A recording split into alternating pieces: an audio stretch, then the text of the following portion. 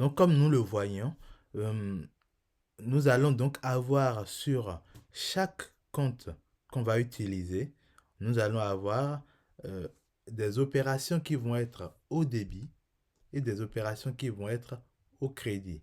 C'est notamment le cas sur les comptes des tiers, donc des fournisseurs de notre association, mais ça va être le cas également sur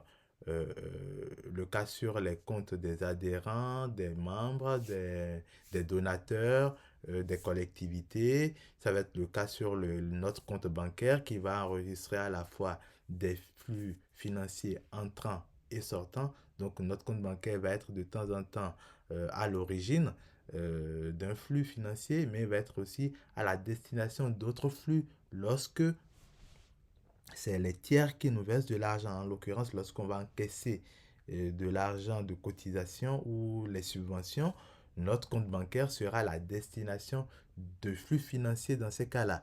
Donc forcément, on va avoir du débit et du crédit.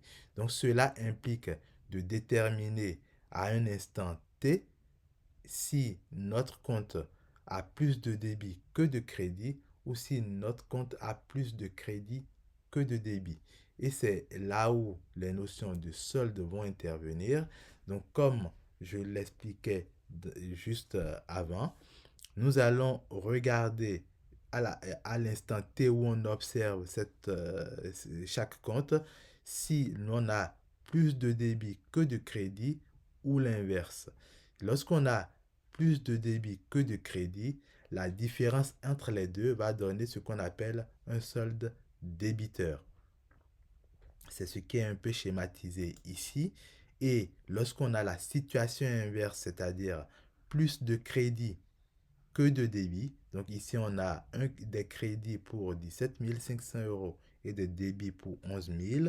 Donc ici, nous avons une différence de 6 500 en faveur du crédit. Donc, on va avoir ce qu'on appelle un solde créditeur. Lorsque le débit et le crédit sont du même montant, comme on a vu dans l'opération schématisée dans la vidéo d'avant avec EDF, où on a 97 euros au débit et 97 euros au crédit, nous serons dans une situation de solde nul.